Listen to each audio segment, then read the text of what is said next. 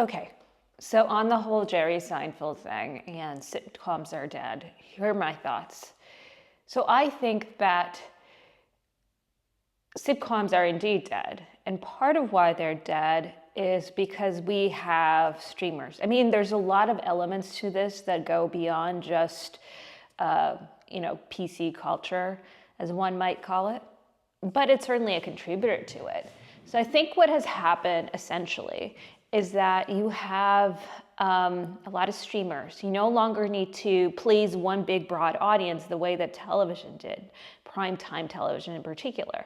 So something like Seinfeld would have aired and it would have been available to all sorts of people.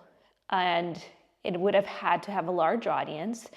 And that audience needed to be pretty tolerant of humor that, would step outside the edges. So while a show like Seinfeld isn't necessarily the most offensive show on TV, there still needed to be a certain level of tolerance from both the audience perspective and the network perspective in terms of bringing it to light. Shows like Cheers as well. So what they were trying to speak to is a really broad audience, and the humor still had a risk of offending that audience because it was so broad. Now today, the way I see it, because we have all these streamers and there's something for anyone, but there's not something that's for everyone. And what happens is, so you do have incredibly edgy shows on television, but those shows only need to please their specific audience. And if they happen to offend other audiences, then that's fine, right? Because they don't lose out from it. So what we don't have, though, are these broad shows that everybody watches at once. So it's both a positive and a negative, because some of these shows can actually take things much further along the edges than shows like Cheers or Seinfeld were able to in the past. But on the other hand, those are not shows that everybody's watching all at once. So we have this lack of commonality.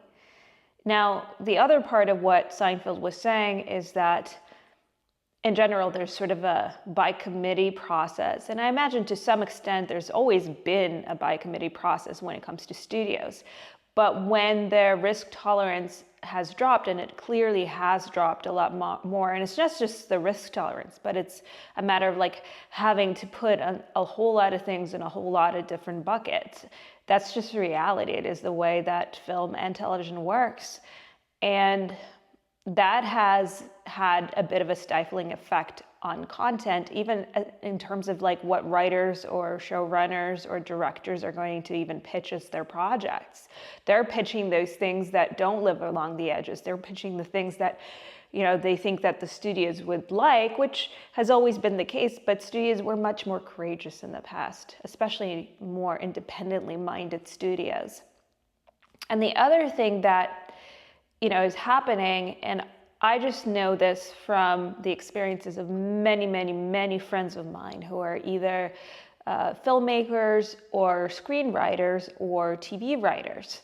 So in the TV room in particular, there is a chilling effect because you can have that one person who feels offended by the slightest thing, and your career can be over. You can be kicked off a show.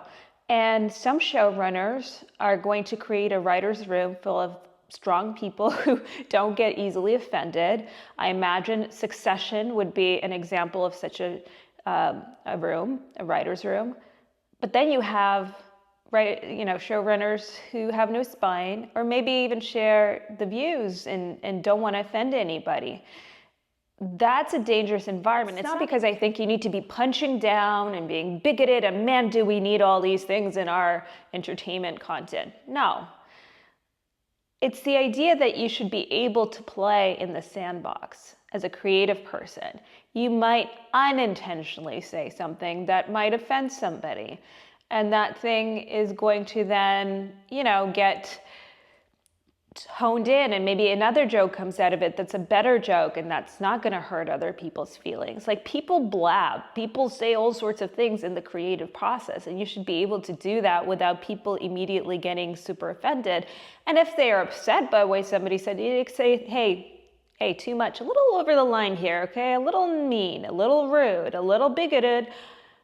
in a way that doesn't like annihilate the person, is good feedback.